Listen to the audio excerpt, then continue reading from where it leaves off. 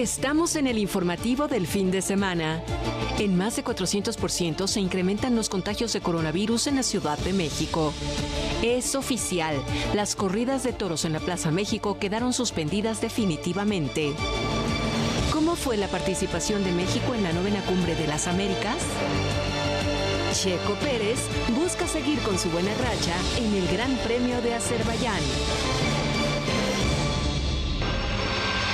Poder decir con más propiedad a los países desarrollados, como Estados Unidos, que no está aquí presente, como la Unión Europea, como China y como India, que tienen el deber de hacer más esfuerzos para proteger nuestro medio ambiente. Disculpa, una pequeña rectificación. Ayer terminaron los trabajos de la esperada Cumbre de las Américas en Los Ángeles, California. En una de las tantas reuniones de este evento, se vivió el momento más incómodo que ya estábamos escuchando. Es que el presidente de Chile, Gabriel Boric, se le fue a la yugular a Estados Unidos al decir que este país no participaba y que debía hacer más esfuerzos para proteger al medio ambiente. Justo después le pasaron un papelito donde le decían que se había equivocado, que la sede de la cumbre era precisamente en los Estados Unidos, al país que estaba criticando y que decía no haber ido. Pero más adelante vamos a ir con todos los detalles de los trabajos diplomáticos y las conclusiones de la cumbre. Hablaremos con nuestro enviado especial en Los Ángeles, California, don José Carreño. Buenos días, yo soy Alejandro Sánchez, porque la noticia no descansa. Así seguimos con el informativo de fin de semana de este sábado 11 de junio de 2022. Y arrancamos con buenas noticias. El Heraldo Media Group y Grupo Radio Centro anunciaron una alianza estratégica en televisión abierta. Y es que a partir del 13 de junio de 2022, el Heraldo Media Group transmitirá su programación de televisión a través del canal 8.1, mismo que adquirió en compra definitiva. Así que ya lo sabe, a partir de este lunes, no te pierdas toda la programación del Heraldo Televisión de señal abierta a través del 8.1 de su televisión. Y en el informativo de fin de semana hablaremos sobre el crecimiento exponencial del 400% de los contagios de coronavirus en la capital del país. A pesar de este incremento en el número de casos, la autoridad capitalina dijo que no va a cambiar su estrategia. También tendremos a Pepe Carreño, ya le decía, especialista en temas internacionales, para hablar sobre la participación de México en la Cumbre de las Américas. ¿Fue malo o fue bueno para la relación diplomática con los Estados Unidos que el presidente López Obrador se haya negado a asistir? Asimismo, después de toda la parafernalia electoral de la semana pasada, el verdadero ganador de las elecciones sigue siendo el abstencionismo. Esto se debe a que la participación ciudadana en los estados involucrados rozaba apenas el 50%, pero en Oaxaca el porcentaje este fin de semana llegó al 38%, lo que refleja descontento social con los partidos políticos, pero también es probable que se deba a la pelea que se sostiene entre el gobierno federal con el árbitro electoral. A pesar de las constantes descalificaciones, sin embargo, el INE se fortalece con la realización de los comicios, que no ha dado pie a dudas, a reclamos por parte de los políticos. Déjenos sus comentarios al WhatsApp del informativo de fin de semana 5591 63 51 19. ¿Qué opina al respecto de la abstención en las últimas elecciones? Y es momento de hacer un enlace hasta el Monumento a la Revolución, donde se están llevando a cabo clases de boxeo previos a la megaclase de la próxima semana. Dicho de otra manera, mi querido Javier Ruiz, se están haciendo rounds de sombra para ese momento de la próxima semana donde será la clase de clases. Buenos días. Así es, Alejandro, ¿qué tal? Excelente mañana. Y efectivamente, pues ya comienzan los preparativos. Muchas personas, como mencionas, ya se están pues alistando para estar lo mejor preparado. El día de hoy pues se lleva también a cabo esta clase masiva de box en el Monumento a la Revolución, pues al menos podemos ver cerca de 500 asistentes aquí en la explanada, los cuales llegaron desde muy temprano, todos ellos por supuesto pues ya haciendo algunos ejercicios de calentamiento. Tuvieron que llevar un proceso, primero que nada pues por supuesto inscribirse, llegan a este punto donde pues se les anota, se les da un número de folio, tienen que eso sí pues hacer una fila muy breve y posteriormente pues ya formarse en este punto. Han llegado pues muchos jóvenes, incluso también pues pequeños, 5 o 6 años han llegado a este punto. Y ahorita les están dando las indicaciones principales para, pues, precisamente calentar, para que no vaya a haber algún desgarro y, por supuesto, posteriormente van a comenzar, pues, ya las clases, las primeras pruebas. Muchos de ellos podemos observar, pues, ya vienen incluso, pues, bastante preparados, ya vienen vendados de las manos para, como mencionas, Alex, hacer las primeras sombras, esquivar los primeros golpes y, por supuesto, pues, estar preparados en caso de los próximos combates que se van a realizar. Así que pues un evento masivo en la zona aquí del Monumento a la Revolución que estará durando pues cerca de las próximas 2 a 3 horas, así que pues también una buena opción para todas las personas que descansaron el día de hoy y están inscritas, pues pueden venir a hacer pues estas clases, a tomar estas clases de box. De momento, Alex, el reporte que tenemos. Sí, Javier, vaya que sí hay respuesta, estamos viendo en las imágenes y para quienes nos siguen por las distintas frecuencias radiofónicas del Heraldo Radio, pues sí hay una demanda, la gente está allí ya congregada, empieza a caer los primeros rayos del sol y entiendo que Baby Juárez, esta gran boxeadora mexicana, estará al frente de esta sesión hoy. Sí, efectivamente, la boxeadora Baby Juárez pues estará aquí justamente pues dando las primeras instrucciones y por supuesto también el calentamiento que ya estarán tomando pues este grupo de personas, así que pues no va a ser una clase cualquiera, va a ser clase con una campeona de México, por supuesto.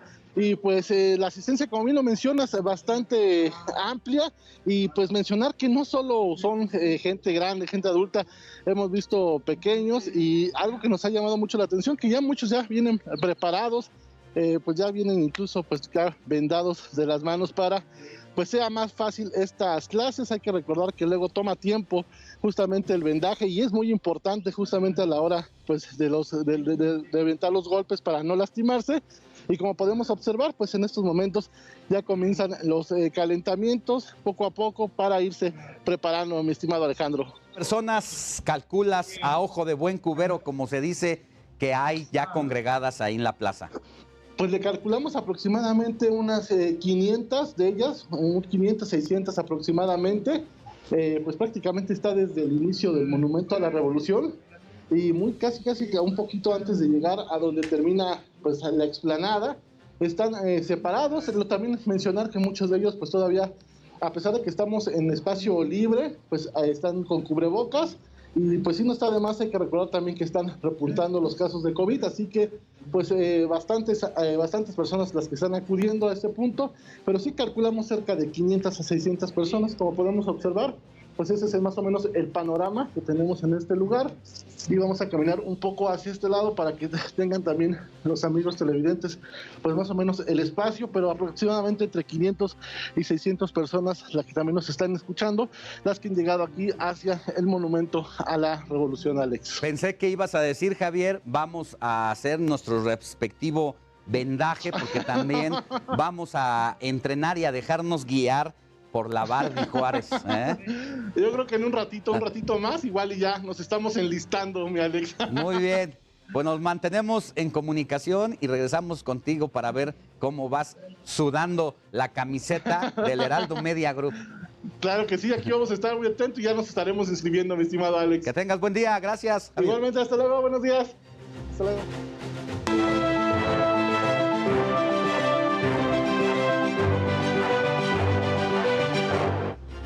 Vámonos con los asuntos de salud en México, porque allá en Jalisco se reportó el segundo caso de viruela de mono en el país. De acuerdo con las autoridades, se trató de un ciudadano de Estados Unidos que viajó a Puerto Vallarta de vacaciones. En este destino, el sujeto estuvo en contacto con múltiples personas y al respecto el gobernador del estado, Enrique Alfaro, señaló que ya tienen identificadas a las personas que estuvieron en algún contacto con él y que seguirán monitoreando el caso para evitar la propagación de la enfermedad. Asimismo, se pidió evitar entrar en pánico luego de que el sujeto se dio de fuga del hospital donde era atendido. Así, la situación de este virus, que también comenzó a propagarse ya por todo el mundo y que en México pues apenas entró hace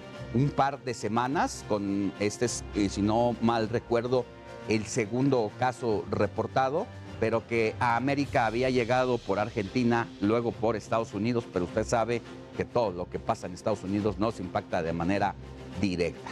Vámonos con más información porque para conocer, o mejor dicho, con este caso, vamos a hacer enlace con nuestra compañera Adriana Luna, quien es corresponsal en Jalisco. Mi querida Adri, muy buenos días, ¿cómo te va? Hola Alex, ¿cómo están? Muy buenos días a todos, feliz inicio de sábado. Les comento que en Puerto Vallarta las autoridades de salud, especialmente en Jalisco, están expectantes de que se presente alguna persona con síntomas de la viruela de mono, porque como tú lo decías, la semana pasada se registró el caso de un tejano que dio positivo a esta enfermedad. Él estuvo durante una semana paseándose por Puerto Vallarta, disfrutando festejos en el hotel y toda la cosa, cuando él sabía que tenía la enfermedad. El caso es que cuando se detectó, se le buscó de inmediato. Él ya había partido hacia Estados Unidos. Se cree que salió el 4 de julio, según informaron las autoridades, y en Jalisco se supo que había dado positivo hasta el 7 de junio. Entonces, imagínate, apenas están checando los días de la incubación del virus, que es de 5 a 22 días aproximadamente. Entonces, en estos días podría registrarse algunos contagios de este virus en personas que estuvieron de visita en Puerto Vallarta o lugareños que lo atendieron, Alex. Mira, lo que se ha dicho precisamente es que ya tiene detectada la autoridad sanitaria de allá de Jalisco a quienes estuvieron de alguna manera cerca de este turista extranjero. ¿Se sabe, sí, Adri, quiénes son? Me imagino que debe ser personal del hotel, personal del restaurante, si es que desayunó por ahí. ¿Se sabe más al respecto?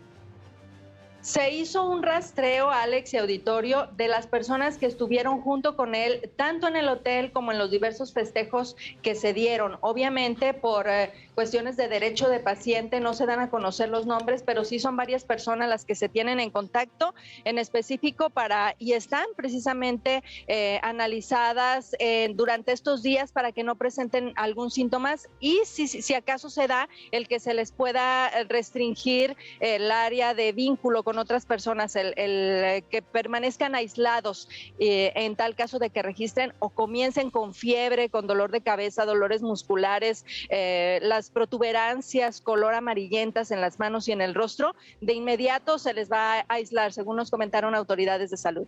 Muy bien, querida Adriana Luna, pues vamos a estar pendientes y en caso de que ocurra algo importante de aquí hasta las 10 de la mañana, estaremos haciendo enlace contigo nuevamente. Que tengas buen día y te mandamos un abrazo de fin de semana.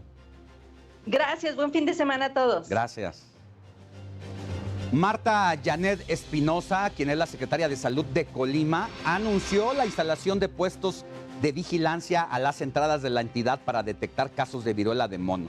La funcionaria detalló que en dichos puestos se hará inspección visual a quienes ingresen en busca de signos del padecimiento.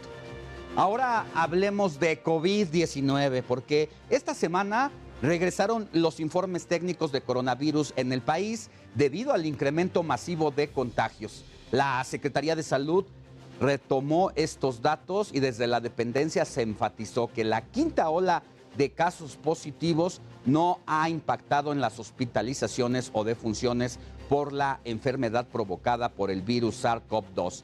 Revisemos el avance del coronavirus en México. Durante las últimas 24 horas se registraron 6,170 nuevos contagios, con lo que el acumulado se situó en 5,814,000. A su vez, se reportaron 53 defunciones para un total de fallecimientos de 325,144. Y la quinta ola de contagios por COVID-19 precisamente ronda ya aquí en la Ciudad de México. La Secretaría de Salud Federal reconoció un incremento en la propagación del nuevo coronavirus. Escuche con atención esto.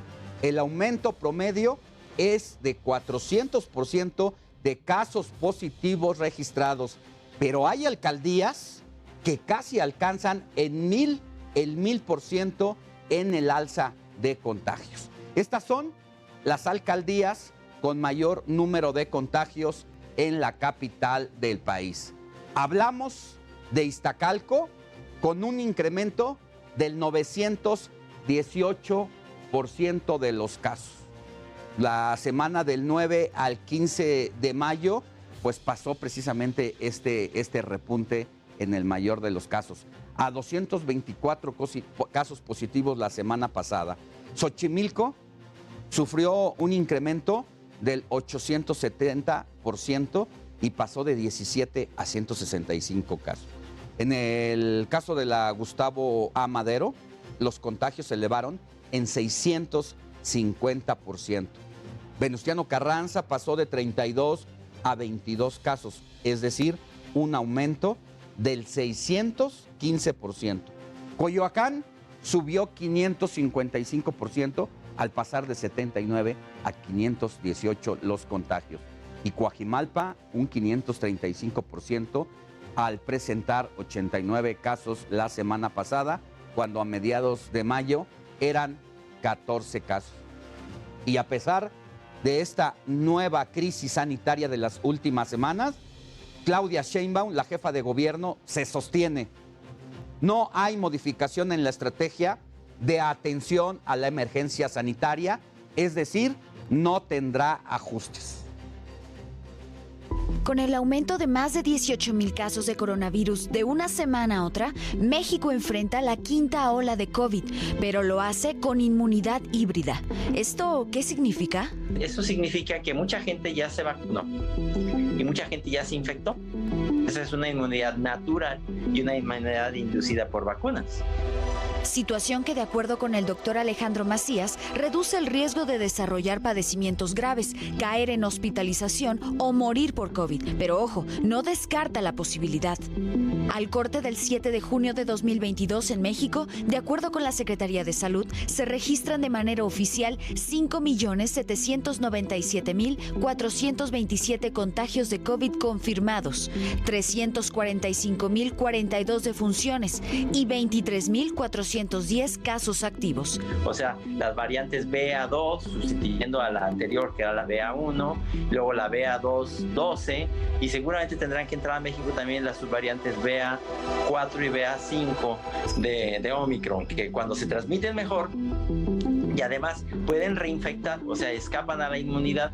No obstante, y pese al alza de contagios, el doctor Macías espera que la quinta ola sea menos agresiva que las anteriores. Y es verdad que México tiene una gran ventaja. Como decíamos, ya mucha gente ya se infectó, mucha gente ya se vacunó, mucha gente ya tuvo las dos. Y estas subvariantes de Omicron van a caer en una población con un nivel de inmunidad ya muy alto. Entonces no se esperaría que se incrementen sustancialmente las hospitalizaciones y las muertes. Yesenia Santiago, Heraldo Televisión. Pues así la situación, y para conversar sobre la quinta ola de coronavirus en la capital del país, entro en comunicación con la doctora Oliva López, es secretaria de Salud en la Ciudad de México. Doctora, muy buenos días. ¿Cómo está? ¿Debemos preocuparnos por lo que está pasando con la quinta ola que ya ronda en la capital? Buenos días, Alejandro. Muchos saludos para ti, tu auditorio. Yo diría que más que preocuparnos, debemos ocuparnos. Todos sabemos ya cuáles son las medidas de protección, de cuidado y sobre todo pues completar nuestros esquemas de vacunación y nuestros refuerzos. Son pocos casos en términos de lo que hemos tenido en otras olas y sobre todo no hay un impacto importante en hospitalizaciones. ¿Qué quiere decir esto? Que el éxito de la vacunación en la ciudad, la cantidad de personas vacunadas, la cobertura que tenemos protege. Y además las personas, pues con las medidas de seguridad sanitaria y sobre todo de autoaislamiento, si tienen síntomas, podemos entre todos tener una reducción de la velocidad de los contagios. Parte de esta ocupación que debemos darle precisamente a la situación que estamos viviendo, pues tiene que ver con el tema de la vacunación y que en gran medida es lo que hace que hoy podamos estar un poco más tranquilos respecto a lo que estuvo pasando hace 2 años. ¿Va a seguir la capital del país con estos esquemas de vacunación? ¿Qué pasa con aquellas personas que son rezagadas o con las personas que van al corriente y prácticamente van por la 4ª vacuna? Bueno, estamos vacunando en la ciudad, no hemos dejado de vacunar. Tenemos 16 centros de salud y Censis Marina como macrounidad vacunadora que está vacunando toda la semana. La próxima semana estaremos así. Vacunamos refuerzo de adultos mayores, de adultos con comorbilidades y por supuesto los jóvenes de 12, 13, 14 años, que es el grupo que estamos, digamos, todavía en este momento avanzando en su cobertura de vacunación, sobre todo de primeras dosis y algunos ya que están completando su segunda dosis. Ayer nuestro compañero Alejandro Cacho entrevistaba a Fernando Gabilondo, es director del Instituto Nacional de Nutrición, y esto fue lo que comentó el doctor Gabilondo para que nos diga qué opina sobre esta posición que tiene en torno a la 5ª ola.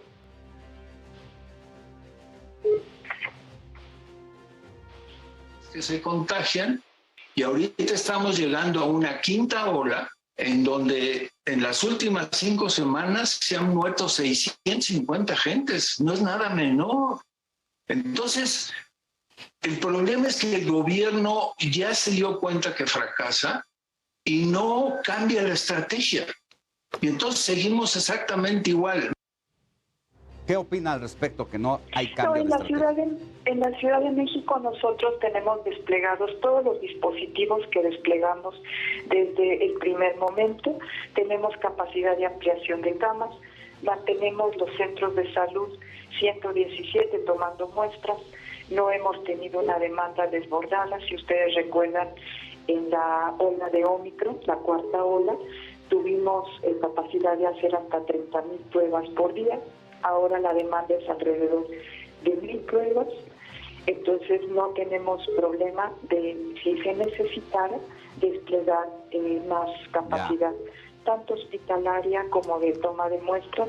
Y lo que es muy importante, y eso lo recomendamos, es que no se minimiza, pero se coloca en su justa dimensión. Las personas están vacunadas, 98% de cobertura, 85% ya con su refuerzo, y algo muy importante, todos ya sabemos que hay que usar el cubrebocas en sitios cerrados, en aglomeraciones, en el transporte público, en oficinas, lavarnos las manos y sobre todo autoaislarnos si tenemos síntomas para cortar cadenas de contagio. Sí. Entonces este es un aprendizaje colectivo y podemos seguirlo haciendo y sobre todo insistir porque las personas que tenemos hospitalizadas son personas que no completaron su esquema o que por alguna razón no se vacunaron o algo que también ya sabemos con comorbilidades y también ahí tenemos un programa Salud en tu Vida para detectar a tiempo y atender oportunamente. Pues ahí está, nos quedan 20 segunditos, pero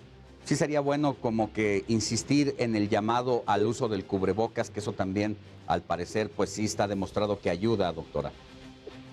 Sí, en conjunto son todas las medidas, usamos el cubrebocas, nos lavamos las manos, evitamos aglomeraciones o cuando estamos en las aglomeraciones nos ponemos el cubrebocas con más, digamos, rigurosidad y también nos autoaislamos. Bien. Que tenga buen día, Oliva López, secretaria de Salud del Gobierno de la Ciudad de México. Gracias por haber estado en el informativo de fin de semana. Con mucho gusto. Buen día. Hasta pronto. Nosotros vamos a una pausa y volvemos con más información.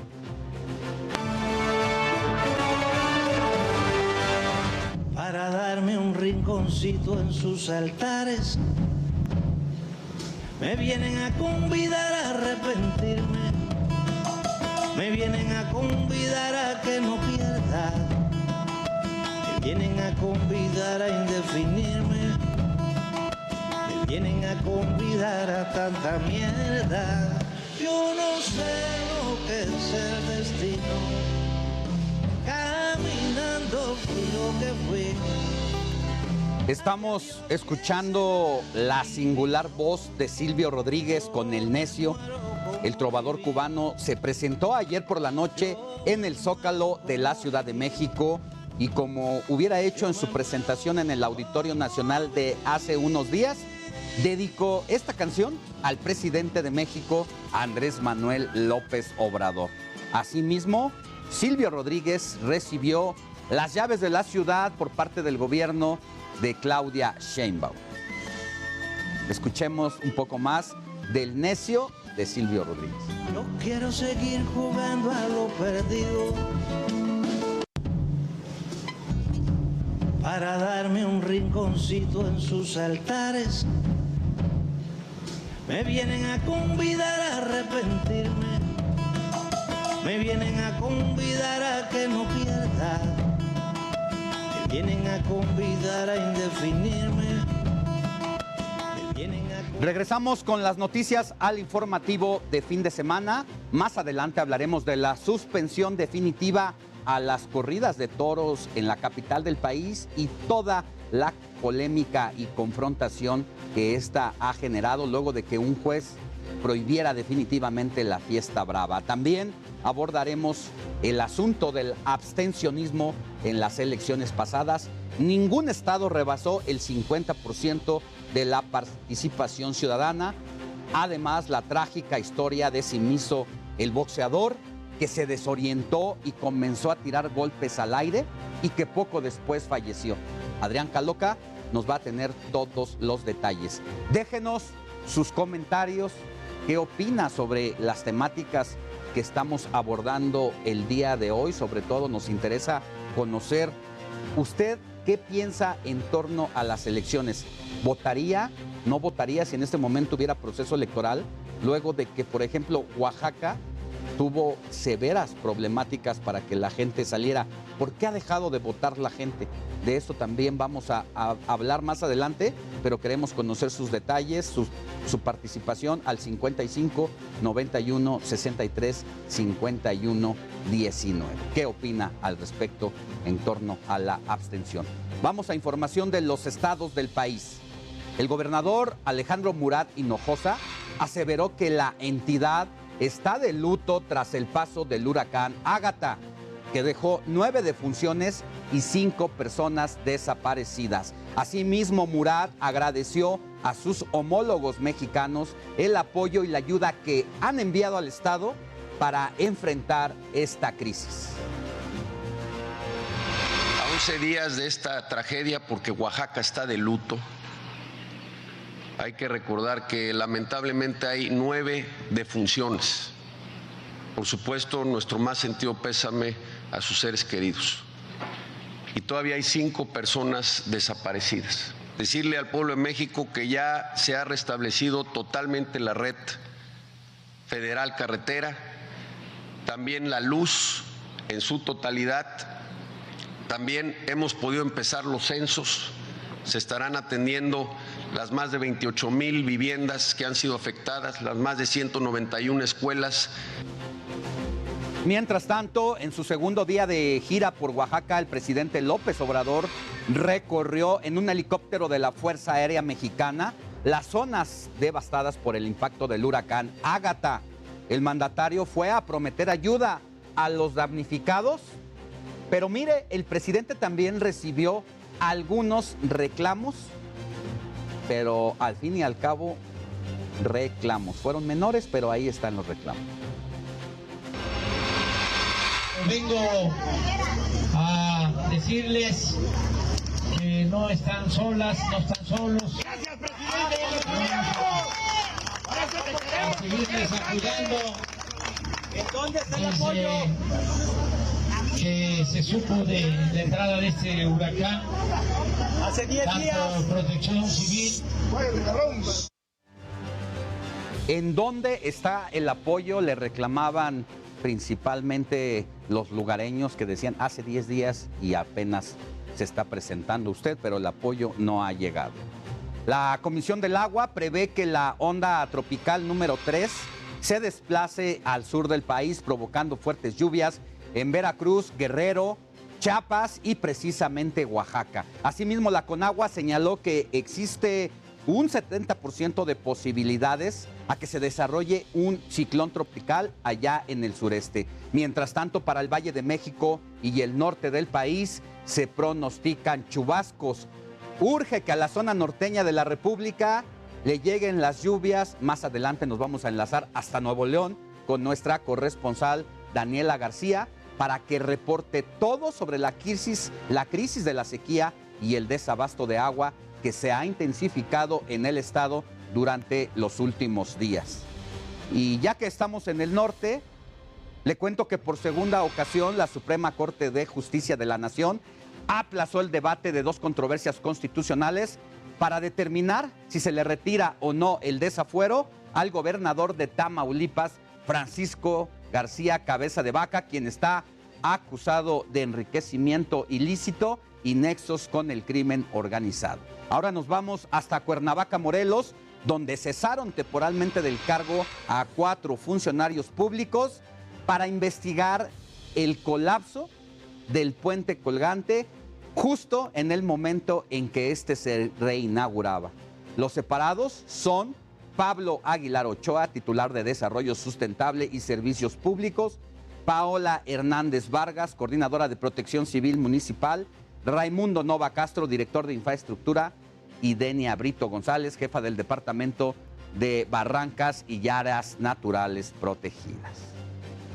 Venimos de regreso a la capital del país porque el gobierno de la Ciudad de México concedió un aumento de $1 en la tarifa del transporte público. Sin embargo, la medida deja insatisfechos a los transportistas. Francisco Carrasco, integrante de la Fuerza Amplia de Transportistas, amagó con nuevos bloqueos en la capital debido a que, dice, no fueron consultados y consideran que el ajuste no cubre todas sus necesidades. Mi compañera Blanca Becerril en Reporte H habló con Carrasco y esto fue lo que le dijo. No, bueno, pues no llegamos al acuerdo, la autoridad se adelantó, fue para nosotros un albazo, no, el acuerdo nunca lo llevamos nosotros, ayer que nos mencionaron la propuesta que nos había hecho, nos levantamos de la mesa, no fue un acuerdo, lamentablemente. Nosotros habíamos hablado con un acuerdo en razón a que podía ser un incremento híbrido. Ellos lamentablemente se fueron por la libre y sacaron eso, y pues es el secretario de Movilidad que quizás hace las cosas sin tener conocimiento, y bueno, jamás está en una de las mesas de trabajo y sale con supuestamente decir que ya habíamos hasta firmado un acuerdo que es una total mentira. No es un acuerdo, sinceramente. Mire, en este tema tan polémico todos tienen razón, ¿eh? Tienen razón las familias que viven alejadas de las zonas céntricas a donde se desplazan sus hijos a estudiar o los padres de familia a trabajar. $1 a la semana entre 2 o 3 autobuses, microbuses que se tomen al día representa un fuerte impacto para el gasto familiar cada mes.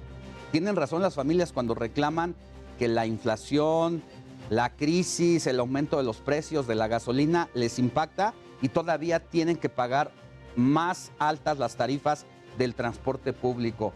Pero también tienen razón los transportistas a los que no les alcanza ni $1 más en el incremento para cubrir todo lo que son los gastos para mantener las unidades en óptimas condiciones. Ahora sí, en un fallo histórico que tomó varias semanas de discusión y análisis, le llegó su turno a las corridas de toros. El juez federal Jonathan Bass le dio la estocada a la fiesta brava al suspender de manera indefinida la tauromaquia en la Plaza México, donde los más grandes toreros del mundo hacían sus faenas y cortaban rabos y orejas desde 1946. La suspensión definitiva contra la plaza de toros más grande del mundo se dio por un amparo promovido por la asociación Justicia Justa a finales de mayo, donde argumentaban que los toros eran objeto de tratos crueles. Ante esta situación, la empresa La México, administradora de la plaza, se pronunció al respecto y afirmó que intentarán impugnar la sentencia con todos los recursos legales. La compañía tiene 10 días para apelar la decisión. Sin embargo, el tribunal podría durar varios meses en revisar los documentos. Así, después de diversos intentos de organizaciones y asociaciones para cancelar la fiesta brava en la plaza más icónica de toros, recibió una estocada que podría poner fin a 76 años de historia.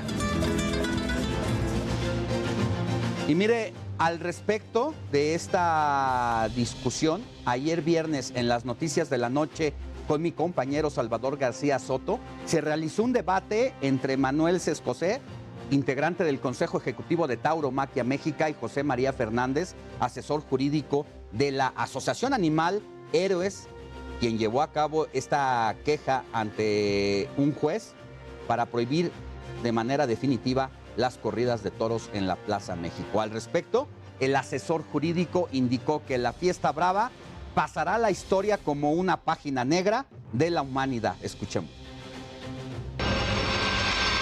Los taurinos nos van a decir lo mismo de siempre, que generan muchos empleos, etcétera. Todo eso ya lo sabemos, ya lo hemos escuchado, pero ahora la nueva sociedad, y entiendo que estén enojados, pero el proceso civilizatorio consiste en dejar en el pasado prácticas crueles, y esto va a quedar en el pasado, en los libros de historia, como una página negra de la humanidad.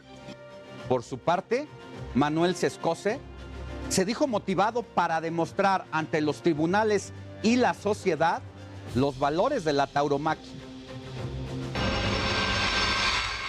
Es una cosa que ha generado riqueza, ha generado economía, ha generado sustento de miles y millones de mexicanos a través de la historia, ha generado expresiones de arte impresionantes, ha generado el convivir durante 500 años aficionados de todo el país y ha sido un símbolo de México en el exterior y aquí mismo. Y es que todavía se puede impugnar esta decisión del juez Vaz, sin embargo puede ser hasta septiembre cuando se retome y se revise nuevamente el caso. Por lo pronto, a la tauromaquia parece que este año por lo menos ya no tiene cabida aquí en la Ciudad de México, y esta situación pone a revisar la práctica de la fiesta brava en el resto del país. Pero dejemos la tauromaquia a un lado, ya que la caravana migrante conformada por más de 10,000 indocumentados que salió del sur de México con dirección a los Estados Unidos en busca del sueño americano, se fracturó en la localidad de Huixtla, Chiapas, debido a la falta de documentos migratorios. Pero los indocumentados no son los únicos que han sido detenidos por autoridades migratorias, pues un grupo de académicos extranjeros fue retenido por personal del Instituto Nacional de Migración en el aeropuerto de la Ciudad de México cuando intentaba ingresar al país para asistir a la Conferencia Latinoamericana del Caribe de Ciencias Sociales y Humanidades del Claxo, que se celebraba en la Universidad Nacional Autónoma de México durante esta semana.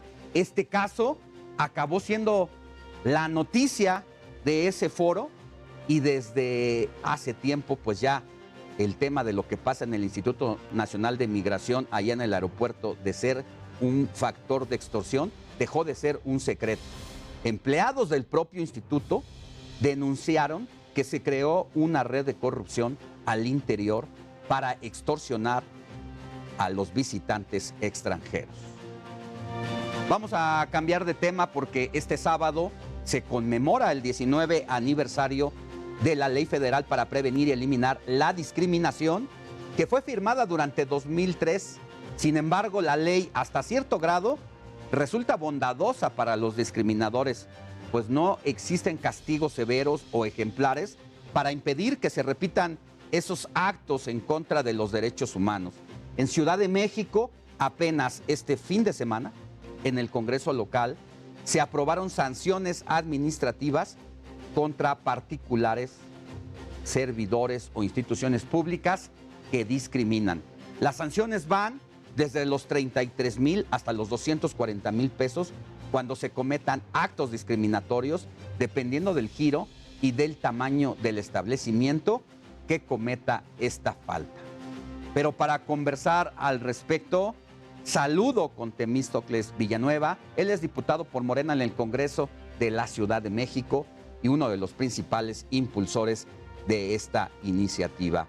Diputado, muy buenos días, ¿cómo le va? Buenos días, Alejandro, muy bien, qué gusto platicar contigo, además recordando este aniversario de la Ley Federal, que fue un primer paso relevante para que el artículo primero de la Constitución Federal realmente cobre vigencia y no solamente se quede en el papel. El gobierno, o mejor dicho, la Ciudad de México retoma esta ley, la analiza y detecta precisamente que hay algunos vacíos, algunas lagunas. Hay que recordar que también en la Ciudad de México, por ser el centro del país donde conviven muchas distintos sectores de la sociedad, hace que también por su naturaleza se vuelva hasta cierto grado discriminatorio, y qué bueno que han dado este paso de sanciones ejemplares para quien incurra en estos tiempos a seguir con ese lado oscuro. Pues así es, Alejandro, así como hay temas que no generan consenso y generan más bien polarización, como el tema de la tauromaquia que ya tú hablabas hace un momento, también hay asuntos que por fortuna sí generan consenso entre todas las fuerzas políticas, y así fue como el pasado jueves, en sesión extraordinaria, el Pleno del Congreso avaló el dictamen que aprueba la iniciativa que presenté para sancionar administrativamente la discriminación. Es un paso importante porque desde 2007 en la Ciudad de México está sancionada penalmente la discriminación, y pareciera que con esto ya era más que suficiente, no hay nada más grave que una sanción penal. Sin embargo, el tipo penal ha resultado muy complejo de acreditar y, por tanto, de que existan personas sentenciadas bajo el delito de discriminación. No las hay también prácticamente, diputado. Son 8 casos desde 2007, prácticamente no existen, ¿no? Es una cantidad tan menor que parece insignificante este delito, porque la discriminación sigue existiendo en la ciudad. Existen casos que ustedes, los medios de comunicación, en este último año han dado a conocer, como el de una mujer otomí que trató de ingresar a un sanitario en Casa Lam y le fue rechazado el acceso, como el de una pareja gay que en un parque de diversiones muy famoso de la alcaldía Tlalpan fue expulsado por besarse en un espacio de convivencia que la empresa asumía familiar, y por tanto indebido que una pareja gay demostrara su atracción. Y finalmente llegamos a la conclusión de que era necesario crear otro tipo de sanciones. Cuando hablamos de las sanciones administrativas, ¿a qué nos referimos? Bueno, nos referimos a que la discriminación tiene un costo económico. Este costo económico puede ser cubierto por una multa, puede ser cubierto por una clausura, puede ser cubierto inclusive por una inhabilitación de un funcionario público por cometer un acto de discriminación. Reformamos 7 ordenamientos, es un paquete muy importante porque se reforma la ley de educación, la ley de fomento al empleo, la ley de establecimientos mercantiles, la ley de cultura cívica, la ley de responsabilidades administrativas, se adecúa el Código Penal. Y al final, en esta ciudad que durante tantas décadas ha luchado por la no discriminación, que hemos sido punta de lanza por esta cualidad que tú ya comentabas, la capital del país, pues alberga muchas formas de entender el mundo, alberga también una gran cantidad de migración, y esto nos ha obligado a entendernos entre nuestras diferencias e identificarnos como eso, como una capital plural. Y esta capital del país da un paso muy importante para que podamos erradicar la discriminación, para que podamos generar una cultura de mayor inclusión hacia todos los grupos de atención prioritaria, las personas con discapacidad, los pueblos y barrios originarios, las personas que componemos a la diversidad sexual, las personas por su color de piel. Hay que recordar que la principal causa de discriminación en la Ciudad de México es el color de piel. Parece increíble, teniendo raíces indígenas que nos hacen sentirnos orgullosos, son parte de nuestra identidad como mexicanos. Entonces era un tema al que le teníamos que entrar sí o sí como Congreso, y que afortunadamente hemos resuelto por unanimidad estas nuevas sanciones. Un espacio mercantil como el Parque de Diversiones de Tlalpan podría verse obligado a pagar una multa de hasta 250,000 pesos. Evidentemente, cada espacio mercantil pues tendrá que garantizar la no discriminación con multas de distinto tamaño. No es lo mismo sancionar a una fondita o a una tienda de miscelánea que a un parque de diversiones transnacional. Esto está considerado, por supuesto, en la ley. Así es, este caso que menciona del parque allá en Tlalpan es el más reciente que recuerdo que cobró relevancia en redes sociales y en medios de comunicación, y que pues uno blasfemaba contra esa acción de los dueños del parque o las autoridades que lo naturalizaban de una manera como si estuviéramos 50 años atrás, y que uno se da cuenta que todavía la gente no entiende de los temas que están en discusión y que ya deberíamos de haber transitado. Es una buena noticia que haya estas sanciones económicas. ¿Qué pasa en el caso de las reincidencias cuando se sancione económicamente ya a una persona o a una compañía determinada? Bueno, a ver, siempre existe la posibilidad de establecer un proceso de conciliación para evitar la sanción, es decir, la disculpa pública, que la víctima, por supuesto, esté de acuerdo, ¿no? Eso es fundamental para que exista una conciliación. En una conciliación, las dos partes deben estar de acuerdo. Si una de las dos partes no está de acuerdo, la conciliación no avanza. Sin embargo, si existe reincidencia, esta posibilidad de conciliación se le elimina a quien cometió el acto de discriminación y sí o sí debe cumplir la sanción. Muy bien.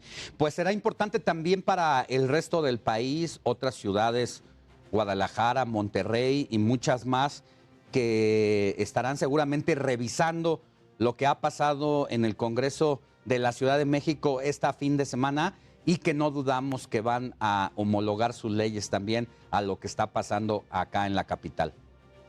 Sí, yo cuento con que esto sea nuevamente una de esas grandes reformas que pongan a la ciudad al frente del reconocimiento de libertades y del combate a la discriminación, y que por supuesto sea ejemplo para el resto de las entidades. La discriminación lamentablemente es un proceso estructural que padece nuestra sociedad y que tenemos que lograr erradicar, y no solo en la Ciudad de México, sino en el resto del país.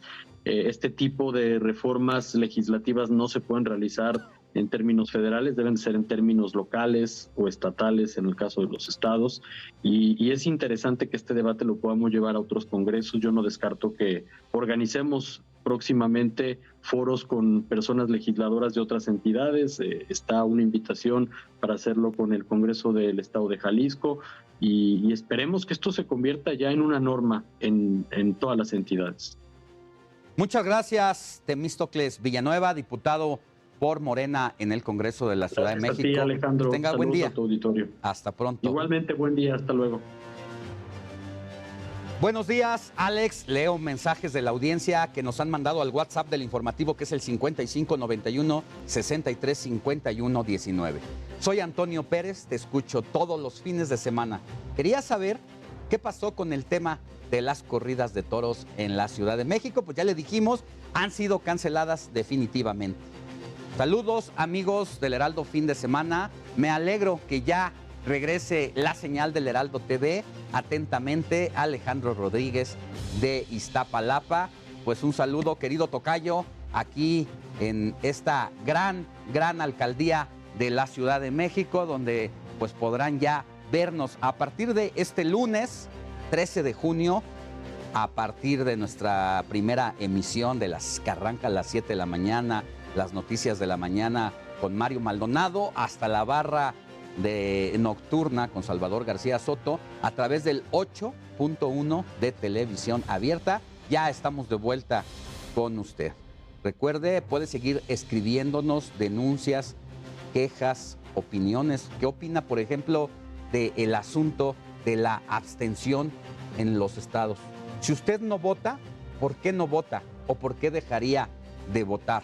Escríbanos al 5591-635119. Vamos a una pausa y volvemos con más información. Al voto. Resumen informativo.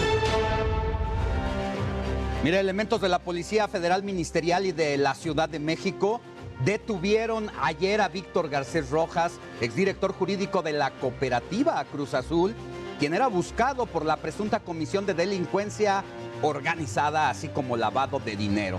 Durante marzo de 2020, la unidad especializada en investigación con recursos de procedencia ilícita de la Fiscalía General de la República recibió una denuncia sobre Garcés Rojas por realizar transferencias por $50 millones junto a sus socios José Becil, Roberto Guízar y Jesús González Callado. A través de sus empresas arrendadoras e inmobiliarias cometieron este fraude al fisco y pues han sido ya perseguidos por la policía y en este caso capturados después de estas transferencias electrónicas por diversos montos en perjuicio de la cooperativa Cruz Azul.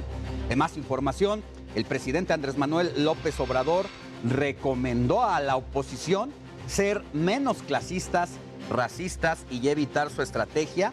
Esto luego de los resultados de las pasadas elecciones, donde Morena consiguió 4 de las 6 gubernaturas en juego. Así el presidente de la República se pitorrea prácticamente de la oposición después de ser apabullada en las elecciones del domingo pasado.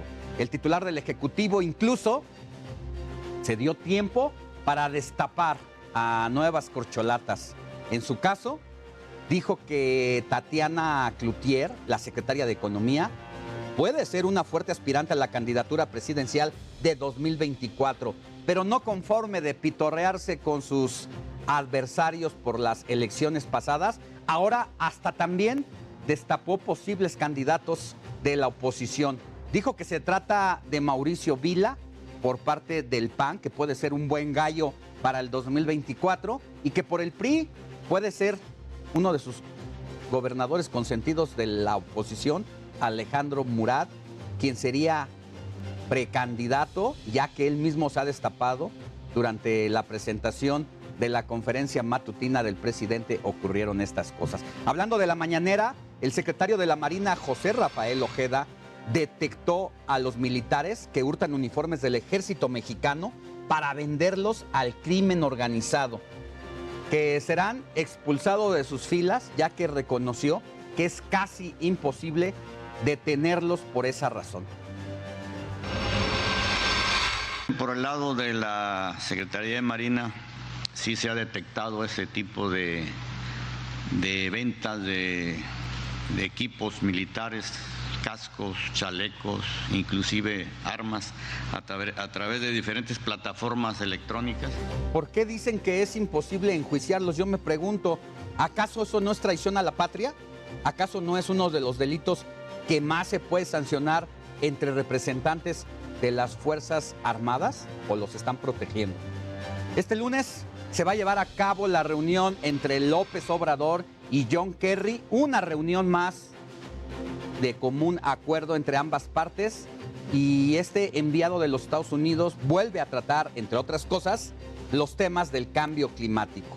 En más información, el exgobernador de Nuevo León, Jaime Rodríguez Calderón, quien se encuentra preso desde marzo de este año, continúa delicado de salud luego de haber sido intervenido quirúrgicamente el pasado 20 de mayo por un par de tumores en el colon. Según sus abogados, el Bronco está inestable, con una recuperación lenta y muy leves mejorías.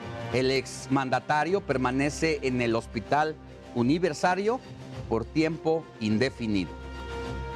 Ya le comentábamos sobre la crisis del agua en el norte del país. Uno de los estados que más ha sufrido por esta problemática es precisamente Nuevo León, donde los ciudadanos solo tienen 6 horas de suministro de agua, y en específico el gobernador de la entidad, Samuel García, quien hace poco aseguró que a él no le corresponde el abasto del agua, pese a que en abril de 2021 prometió que iba a defender el suministro de este líquido vital. Y para que nos dé todo el panorama de cómo se vive la crisis del agua en Nuevo León, hago contacto con Dani García, corresponsal del Heraldo Televisión. Muy buenos días, Daniela, ¿cómo estás? ¿Qué tal, Alejandro? Muy buenos días. Pues sí, como bien lo mencionas, desde hace algunos meses en Nuevo León la crisis del agua pues ha afectado a la población, a los ciudadanos, a la industria y bueno, pues prácticamente a todas las personas que se encuentran aquí en el estado en este momento. Estamos hablando, como bien mencionas, que desde hace una semana fue cuando iniciaron los cortes que ahora incluyen 6 horas de abasto para los regiomontanos.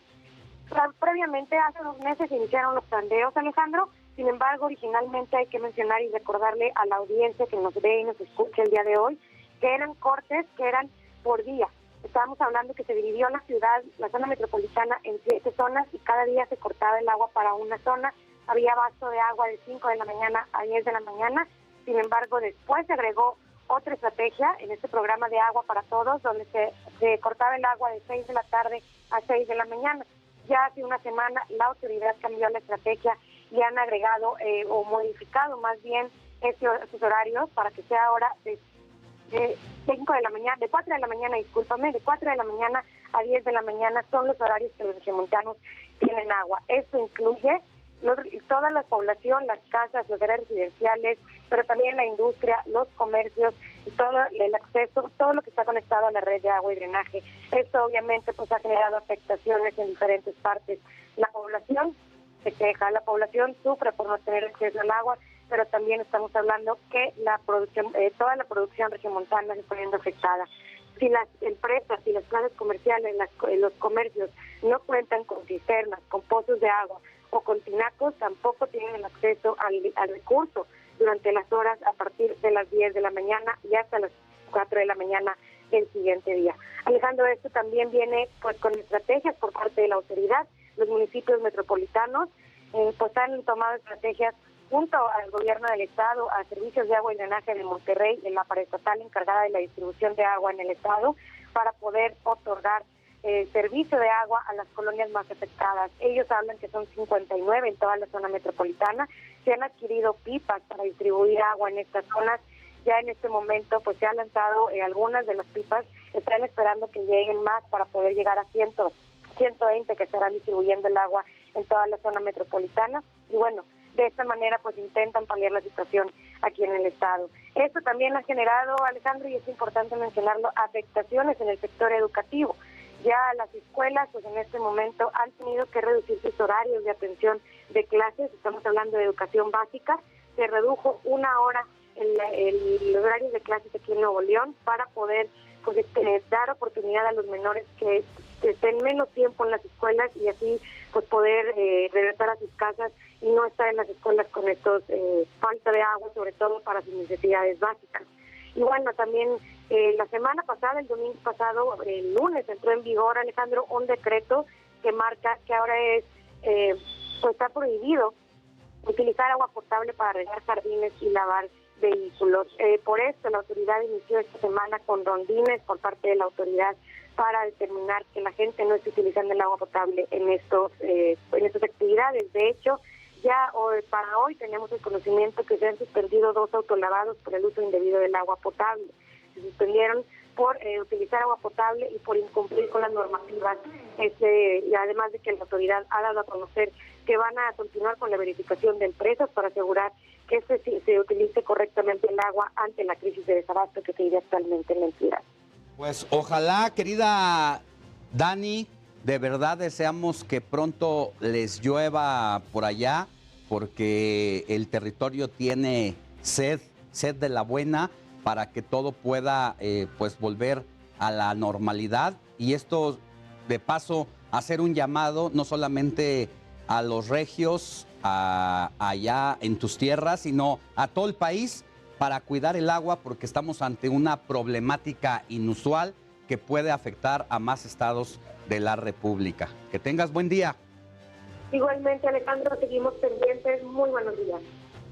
Gracias. Y ahora, en información internacional, le cuento que el gobierno del presidente de los Estados Unidos, Joe Biden, eliminó el requisito de que los viajeros internacionales den negativo en una prueba de COVID-19, poniendo fin a uno de los últimos mandatos gubernamentales pensados para contener la propagación del coronavirus. Los Centros para el Control y la Prevención de Enfermedades anunciaron el viernes que el requisito va a terminar el domingo en la madrugada. Esto se dio luego de que los grupos de los sectores aeronáuticos y turísticos han presionado al gobierno desde hace meses para que elimine la estipulación. La Agencia Sanitaria Estadounidense indicó que seguirá monitoreando el estado de la pandemia y reevaluará la necesidad de volver a implementar el requisito de prueba diagnóstica si la situación cambia. Y la inflación en los Estados Unidos cobró fuerza durante mayo al situarse en 8.6%, algo no visto desde diciembre de 1981, según datos del Departamento del Trabajo. El precio de la gasolina fue uno de los principales causantes de incremento de este indicador, además de la vivienda, los pasajes de avión y vehículos que también han subido de precio. Ahora, fíjese que el canciller mexicano Marcelo Ebrard habló en la clausura de la Cumbre de las Américas y frente al presidente Biden y el resto de los jefes de Estado de América, pidió cambiar la política de Estados Unidos hacia América y desaparecer a la OEA para dar paso a un nuevo mecanismo de diálogo y coordinación en el continente, y exigió poner fin al embargo económico contra Cuba como condiciones para una nueva etapa en las relaciones entre los países americanos. En un fuerte mensaje en el que defendió las posiciones del presidente López Obrador, aseguró que 20 de las 32 naciones asistentes a esta cumbre en Los Ángeles rechazaron la exclusión de países del continente que no fueron invitados al encuentro. 10 se abstuvieron y 2 más apoyaron esa decisión de excluir a los países. Aquí 2 anotaciones importantes que le voy a decir después de escuchar a Ebrard frente a Biden. Nadie tiene el derecho de excluir a otro país por la razón que fuese, y menos porque haya una diferencia política. La arquitectura, fundamentos y función de la Organización de Estados Americanos está agotada. Y mire, a partir de ello, Ebrard pidió frente a Biden que esta sea la última cumbre de las Américas en donde haya exclusión y que Estados Unidos modifique su política histórica de intervencionismo en América, y para reconocer que estamos en un mundo diferente, con una nueva geopolítica en el que también debe cambiar la forma de relacionarse entre las naciones del continente americano. Durante su discurso en representación del presidente López Obrador, esta es parte del discurso de Marcelo Ebrard. ¿Cómo es posible que en una cumbre la mayor parte de los asistentes manifiesten su inconformidad y después no suceda nada? Pues tiene que suceder algo. Cambiemos la Organización de Estados Americanos. Ya se agotó. Que se levante el bloqueo de Cuba. Que se dialogue con todos. Mire, 2 anotaciones que quiero destacar aquí después de escuchar al canciller Marcelo Ebrard. Por un lado está el desmantelamiento de las organizaciones, no solamente en el país, sino que Marcelo Ebrard y el presidente, sobre todo López Obrador, pues quiere que también se desmantelen algunos organismos internacionales que considera que son anticuados y que en la nueva forma de relacionarse con el mundo ya no sirve, y que por eso quiere que se desaparezca a la OEA. Y me llama mucho la atención la defensa a ultranza que vuelve a hacer Marcelo Ebrard de manera enérgica en este conversatorio. Ojalá esa energía con la que habló el canciller Ebrard ante la mesa de diferentes jefes de Estado hubiera también dicho que era necesario que estos países que faltaron y que se han acusado de dictadores y de violadores a los derechos humanos, así como piden un espacio en el exterior para ser escuchados, ojalá así escucharan en sus respectivos países. Porque cuando se hacen las manifestaciones para que la gente opine o manifieste una oposición o una decisión de ideas contrarias, pues prácticamente los han encarcelado y son pues de alguna manera ahora presos políticos.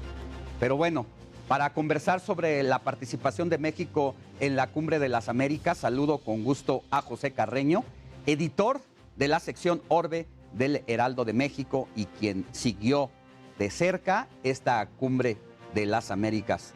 Don Pepe Carreño, muy buenos días, qué gusto saludarle. Alejandro, es un placer, muchas gracias. Las conclusiones para usted de esta cumbre, ¿cuáles serían las más importantes? No, evidentemente, y creo que usted lo ha puesto sobre la mesa, es un poco la rebelión en la granja, ¿no? La rebelión de los señalamientos de que hay una nueva etapa geopolítica, una nueva etapa histórica, en la que hay una nueva relación,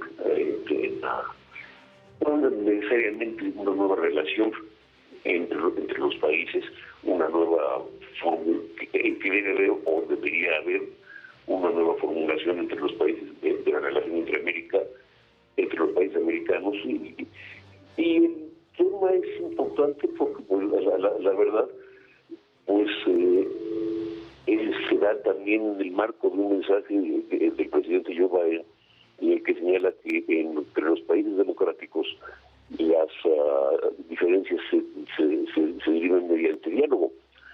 Y el hecho también es que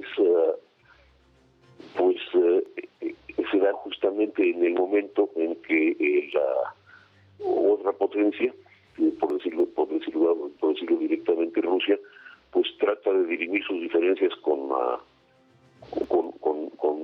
un país vecino, invadiéndolo, que es el caso de Ucrania, que es un punto que de alguna manera el señor Ebrard puso también sobre la mesa ayer al señalar que en buena medida esa nueva relación geopolítica se da por un lado por la invasión rusa de Ucrania y con sus consecuencias en términos económicos, en términos de alimento, en términos del comercio de energía en el mundo, y por otro también en el sentido de que pues sí, no es posible excluir a los países, pero para hacer un dato interesante, el gobierno de Nicaragua se abre ayer o determina abrirse a tropas extranjeras, específicamente en este caso a tropas rusas, para la posibilidad quizás o dejarse abierta la posibilidad de que haya una base extranjera. Ahora, más allá, pues creo que esta reunión cumbre fue marcada precisamente por la ausencia del presidente López Obrador. El debate creado alrededor de su ausencia, tanto en términos de la relación bilateral como en términos de la razón de la ausencia, esto es protestar por la exclusión de Cuba, Venezuela y Nicaragua. El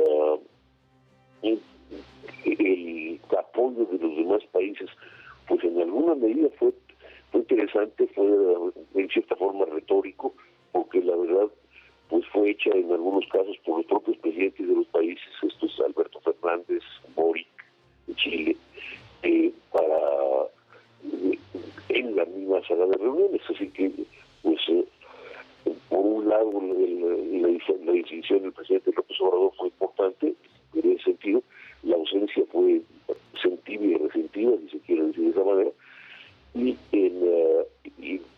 sí, Ebrard puso un punto interesante. Esto es la última reunión de este tipo. Esta puede haber sido la última reunión de la Cumbre de las Américas en la formulación tal como está ahora. Ahora, el poder económico sigue estando del lado de los Estados Unidos, el poder político militar sigue estando del lado de los Estados Unidos. Es también una realidad importante.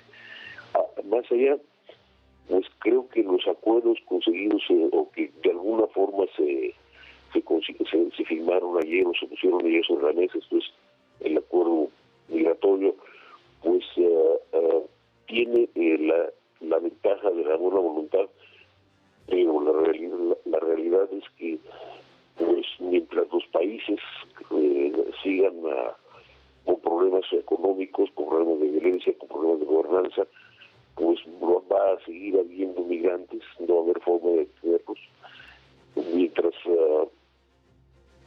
haya acuerdos dedicados al medio ambiente, pues que sí están ahí, pero que son pues que dependen también de la buena voluntad de los países para que lleguen a concretarse con que haya un país que no esté de acuerdo o que esté que de alguna manera bloquee o se convierta en un problema, pues el acuerdo no funciona, los acuerdos del medio ambiente no funcionan.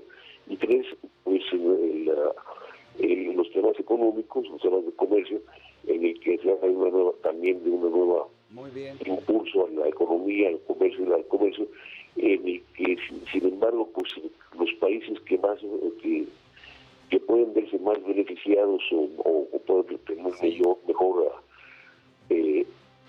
resonancia en todo ese tipo en esos nuevos acuerdos son aquellos países que, de acuerdo para utilizar las palabras de los Estados Unidos, son países afines. Pues vamos a estar pendientes, don Pepe, porque será importante también conocer, aunque públicamente se ha dicho que el enviado de Estados Unidos, John Kerry, va a abordar temas del cambio climático, pues seguramente también va a haber mucha grilla tras los ecos de esta reunión. Estaremos pendientes y, si le parece, le buscamos para saber y darle seguimiento a esta relación bilateral México-Estados Unidos.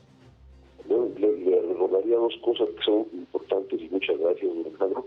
Es que se supone que el presidente López Obrador viajará a los Estados Unidos en julio para reunirse con el presidente Biden, y que en agosto, a fines de este año, más o más en diciembre, se hará una reunión de líderes de América del Norte. Esto es el primer ministro de Canadá, el presidente de Estados Unidos y el presidente de México, justamente en nuestro país, probablemente incluso en la Ciudad de México.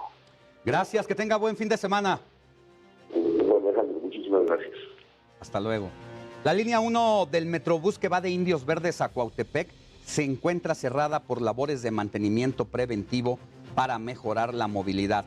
Se desplegó una ruta emergente de la red de transporte de pasajeros en este sitio. Para quienes nos escuchan por radio, vamos a hacer un enlace en este momento con Javier Ruiz, que está en el lugar de la noticia. Nos vamos a salir antes del aire de radio, pero ya volveremos más adelante. Mientras tanto, hacemos base contigo, querido Javier. Muy buenos días. Hola, Alex, ¿qué tal? Excelente mañana. Pues tenemos buenas noticias, Alex, ya lo mencionabas. Esta semana pues se le dio mantenimiento, el primer mantenimiento anual al cablebús de la línea 1 que va de Cuautepec al paradero del metro Indios Verdes. Pues se les colocó con anticipación a todos los usuarios estas mantas donde se les indicaba que del día 6 al 11 de junio pues iba a haber mantenimiento en todos estos 9 kilómetros, en estas 6 estaciones. La buena noticia, les reitero, es que a partir del día de mañana pues ya nuevamente podrán utilizar todos los usuarios este transporte, este medio de transporte. Mencionar que hay unidades de RTP en este lugar de manera gratuita, dando el funcionamiento desde las 6 de la mañana hasta las 11 de la noche. Ya a partir de mañana será justamente desde las 7 hasta las 11 de la noche, y nuevamente ya el lunes estará funcionando de manera normal estas unidades del cablebús de la línea 1. Hoy por la mañana pues bastante tranquilo, aunado a ello pues hay bastantes unidades de RTP de manera gratuita que están brindando este servicio, y en general pues el avance es bastante aceptable. Sin embargo, la buena noticia es que a partir del próximo domingo y para el lunes, que es donde se espera mayor pues actividad en el cablebús, pues ya estará funcionando de manera normal, y por supuesto pues el costo es de 7 pesos, Alex. Pues lo bueno va a ser el próximo lunes, donde todas las personas vayan al trabajo, a llevar a los hijos a la escuela. Es donde se va a sentir sin duda pues esta afectación a la movilidad que ya les había dado ciertas facilidades el cablebús, pero son labores de mantenimiento. Se dice que por revisión, y que además por el uso, este tendido de la cuerda de acero se va haciendo un poco guanga, por llamarlo de esa forma, y lo que va a hacer es que se va a tensar nuevamente y van a ser algunas semanitas, Javier, pero ya regresaremos contigo. Sí, efectivamente, es más que nada por mantenimiento, como lo dices, hay que tensar las líneas pues de estas unidades del cablebús. Afortunadamente, pues solo fue esta semana, ya a partir de mañana pues regresa el servicio normal y no está de más, pues reitero, utilizar esas unidades de RTP, son de manera gratuita y están pues funcionando. Incluso hay unidades específicas o únicas para las mujeres, para que no ingrese ningún hombre y pues puedan ir también bastante seguras, mi estimado Alex. Gracias, Javier, que tengas buen día. Igualmente estamos atentos, hasta luego, excelente mañana. Vamos a una pausa y volvemos con más información.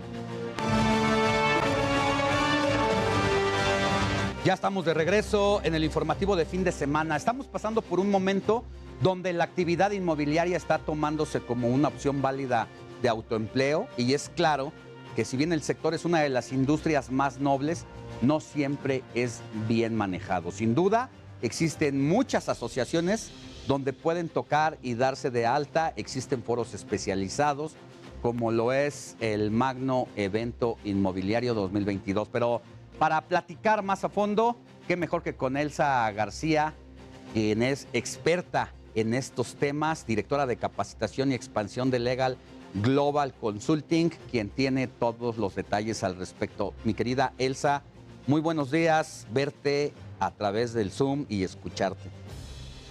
Claro que sí, Alex, muy buenos días a todos. Y les traigo hoy, como siempre, muy buenas noticias. El sector inmobiliario siempre se ha caracterizado por ser determinante factor cuando alguien quiere comprar o vender una propiedad. El asesor inmobiliario, el profesional inmobiliario y toda la comunidad y los diferentes actores que intervienen tienen que estar perfectamente capacitados, actualizados y también dentro del mundo de los negocios, como lo es la industria inmobiliaria, también estar muy motivados y cercanos de todos los movimientos de lo que está sucediendo, quienes tienen los temas de tendencia hoy respecto de las diferentes multidisciplinas. Magno Evento Inmobiliario en su 8ª edición. Por tradición ha sido y ya esperado por toda la comunidad inmobiliaria, por los radioescuchas, incluso que tenemos también aquí en el Heraldo en nuestros diferentes espacios, el Mundo Inmobiliario los jueves a las 10 de la noche y los sábados también a las 4 de la tarde a través de Vive de las Rentas. ¿Y qué es lo que nosotros podemos observar? Un absoluto apetito de todos aquellos que forman parte de la comercialización de saber hoy las nuevas reglamentaciones, las normas, las características, herramientas, tecnología que ellos necesitan tener e implementar, sobre todo de esta extraordinaria experiencia que nos ha dejado el COVID para que sus oficinas sean incluso donde ellos están. Pero la industria inmobiliaria tiene que ver mucho con las personas, con este estar de frente y decirte, dentro del cambio de un inmueble o de la decisión patrimonial en venta o en renta, quiénes son los expertos, quiénes son los líderes de opinión y qué temas son los que necesitamos saber. Durante esta 8ª edición, durante estos 8 años que lo hemos realizado y que este año curiosamente nos hemos definitivamente decidido hacerlo porque tenemos que construir juntos nuevamente, el reinventarnos, que seguimos definitivamente ya incorporándonos a esta realidad que sin duda alguna nos pone de frente a nuevos compromisos y nuevos retos. Entonces, Magno Evento Inmobiliario, este 9 de agosto, inicia a las 9 de la mañana y termina a las 19 horas. Nos va a permitir, primeramente, el privilegio de saludarnos a todos, reunirnos y vernos de nuevo. 2, capacitarnos y actualizarnos, como siempre lo hemos hecho en Legal Global Consulting, y hoy Vive las Rentas, que en Coneim estamos haciendo este evento, reuniendo lo mejor de los mundos de la industria inmobiliaria. Y por otro lado, tendremos el gusto de contar con panelistas, con expertos, con representantes de gobierno, que nos va a decir exactamente qué es lo que necesitas para ser un extraordinario asesor inmobiliario. Entonces, Qué importante que si usted tiene que ver con alguna de las ramas, no necesariamente que solamente sea asesor inmobiliario, sino que los permite indicar cualquiera de las multidisciplinas que tienen que ver con ello, pero usted se va a actualizar, va a saludar a sus amigos, va a estar haciendo un gran networking que hoy también a través de la economía colaborativa, de conocer a otros profesionales, estar cercanos, conocernos, hacer también esta fuerza económica a través de otros que se pueden dedicar a lo mismo que tú. Y Magno Evento Inmobiliario en esta 8ª edición, este 9 de agosto, vamos a estar reunidos en la Ciudad de México, en un lugar que se encuentra en Cervantes Saavedra, en Cervantes Saavedra justamente y Lago Zurich. Ahí van a encontrar ustedes un teatro en donde vamos a estar allí con ustedes reunidos con estos grandes speakers. Van ustedes a poder convivir, hacer este networking y sobre todo actualizarse. Un tema de lo que siempre nos ha interesado muchísimo, hoy el surgimiento de la norma 247 SE 2021, que va a regular las actividades en comercialización inmobiliaria para todos aquellos que consumen el servicio de comercialización. Y contaremos con las autoridades representantes que nos van a decir exactamente todo lo que necesitamos y referimos al respecto. Entonces los queremos esperar este 9 de agosto. Empezamos a las 9 de la mañana y terminamos a las 19 horas en la Ciudad de México, en la calle de Cervantes Saavedra y Lago Zurich, ya que en un teatro estaremos reunidos y trabajando como siempre con ustedes y para ustedes, Legal Global Consulting y Vive de las Rentas. Muchas gracias, Elsa García, que tengas buen fin de semana. Igualmente, Alex, te esperamos. Hasta pronto.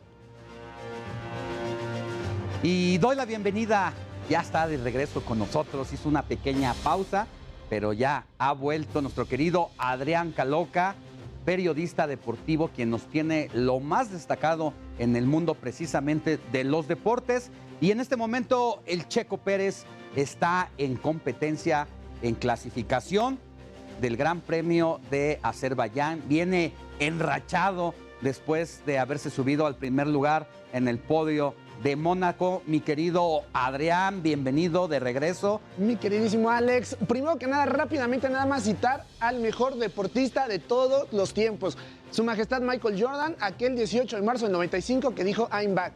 He vuelto, Alex, he vuelto. Ahí estamos. Y justamente como bien lo mencionabas, en este preciso momento, pues se está desarrollando lo que es el Gran Premio de Azerbaiyán. De la mañana que estamos en el informativo, pero deseamos que con todo el corazón el checo siga subiéndose al podio, se lo merece, y que ya está entre los grandes, así como Hamilton, ¿sí? Que cada que dábamos la noticia, siempre primer lugar, siempre primer lugar, pues parece que hay un relevo generacional y el checo va adelante. Pero cuéntanos, ¿qué más?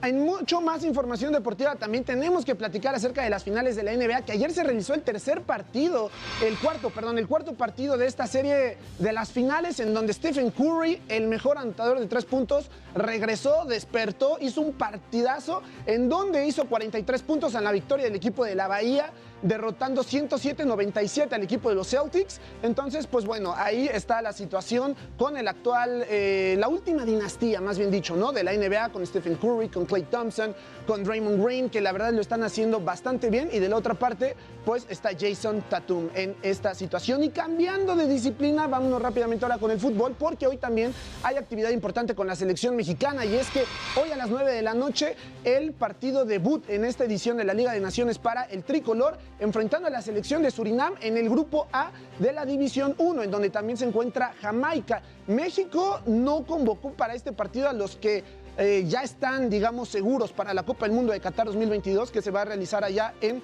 noviembre. Es por ello que ahora van más con los jugadores que todavía no están asegurados su lugar, su boleto mundialista, y por ello van a ver quién termina convenciendo al Tata Martino. Alex, ¿cómo ves? Pues vamos a ver cómo les va. Ya sabes que con estos altibajos de la selección, que ganan bastante bien, pero les cuesta mucho a veces dar resultados, vamos a tenerlos bajo la lupa. Pero qué situación la que se vivió esta semana, que termina una lamentable noticia en el boxeo del mundo. Así es, mi queridísimo Alex, y es que justamente el sudafricano Simiso Buthelezi el día martes falleció después del pleito que tuvo el pasado fin de semana, en donde las imágenes son bastante dramáticas porque en pleno combate él acaba mandando a la lona a su rival, y después de esa situación, mi queridísimo Alex, pues empieza a pegarle al aire a su propia esquina. De ahí lo llevan al hospital directamente, lo inducen al coma y lamentablemente fallece. Apenas por radio estamos viendo ahí las imágenes precisamente donde Simiso es detenido por el referee después de que él pone a su rival contra las cuerdas de manera literal, comienza a darle una combinación de golpes arriba y abajo, hace que el rival caiga, el referee entra para hacerle el conteo respectivo. Simiso tiene la mirada clavada en su rival. Cuando el referee hace que se levante, el rival le limpia los guantes por aquello de que la arenita pueda quedar allí en la piel. pues lo que hace definitivamente es que cuando lo encarrera para que empiece el contragolpe, Simiso se descontrola, le da la espalda al referee y comienza a tirar golpes al aire. Las indicaciones médicas dicen que no presentaba ninguna lesión antes y que esto, debido a los golpes de la pelea, es que tuvo un estallamiento de sangre.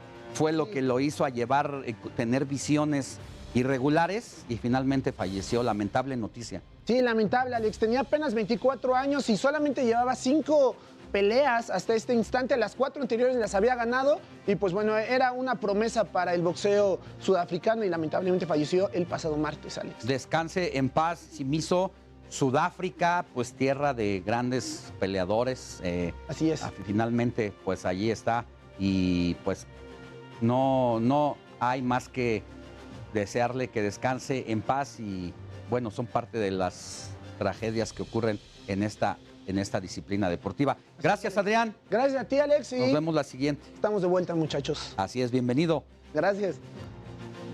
Mire, dejemos los deportes a un lado y adentrémonos al tema de las elecciones. Es que el abstencionismo es el reto a vencer cada que hay procesos electorales en el país. Sin embargo, lo visto el pasado 5 de junio en 6 estados de la República donde se renovaron gobernaturas, representa un punto de quiebre. O sea, hay un antes y un después en la participación ciudadana en las urnas, porque los mexicanos en edad de votar despreciaron el proceso como no lo habían hecho en la historia moderna de nuestro país.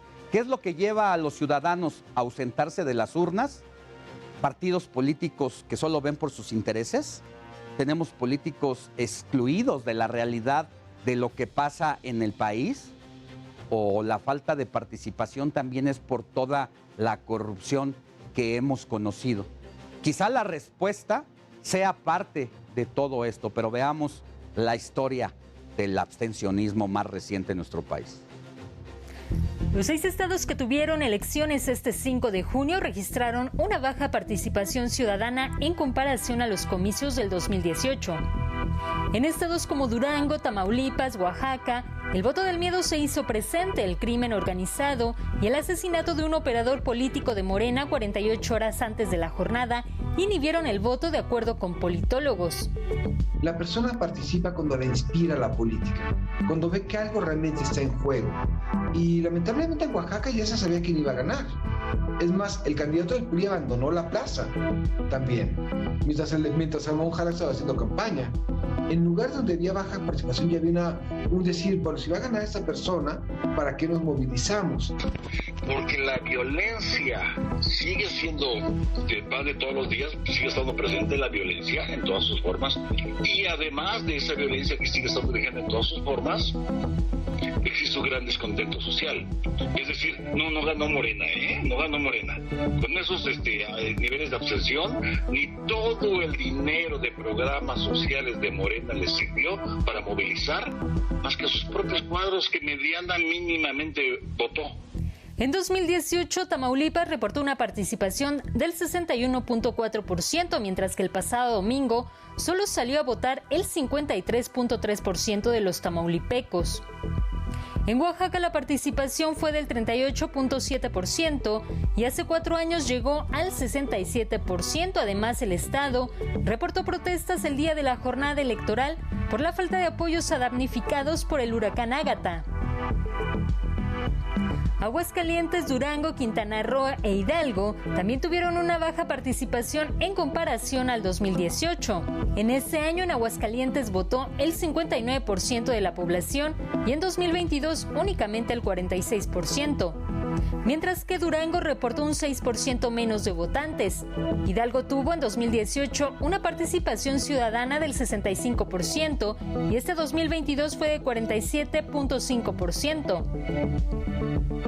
Oaxaca fue el estado donde menos porcentaje de población acudió a las urnas, con el 38.7%.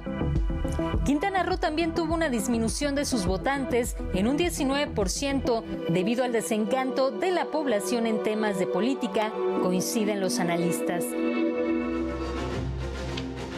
Y para conversar sobre el abstencionismo en las elecciones, doy la bienvenida al estudio a Jack Coste, gerente de análisis político de Integralia Consultores. ¿Dije bien el nombre y apellido? Perfecto. Él es integrante pues, de Integralia Consultores, que es esta organización que viene haciendo un estudio muy preciso de lo que pasa en el país en materia electoral, y quien está a la cabeza de este organismo es Luis Carlos Ugalde, ex consejero presidente del entonces Instituto Federal Electoral. Pero ahora que con un equipo muy joven y con experiencia de expertos en la materia, es que se hace este análisis no solamente por región, sino por distrito, y por eso es que lo hemos invitado para que platique con nosotros este grave problema del abstencionismo. Muy buenos días, gracias por estar con nosotros. Al contrario, Alex, es un gusto estar con tu auditorio. ¿Qué situación la que vivimos este fin de semana pasado, que en medio de cómo cambia, se reconfigura el mapa político, las elecciones donde de 6 estados Morena se lleva 4, habíamos tenido poco tiempo para ver otros escenarios de lo que nos dice el proceso electoral, y esta situación de la gente que desprecia ir a las urnas? ¿Qué nos está diciendo? Porque me imagino que debe ser una expresión también. Claro. Un fenómeno interesante de esta elección, Alex, es como tú muy bien dijiste y se presentó en la cápsula, en ninguno de los 6 estados que disputaron elecciones a gobernador hubo la misma participación que en la elección a gobernadora anterior. Es decir, en los 6 estados la participación fue menor respecto a la última elección a gobernador.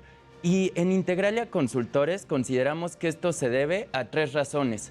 La primera de ellas es un fenómeno de carácter global, que es el hartazgo ciudadano con la política tradicional, los partidos políticos. Hay cierto desencanto con la democracia en la que los ciudadanos ya no están entusiasmados por participar. Hay cierta sensación de que todos los políticos son iguales. Este es un primer punto.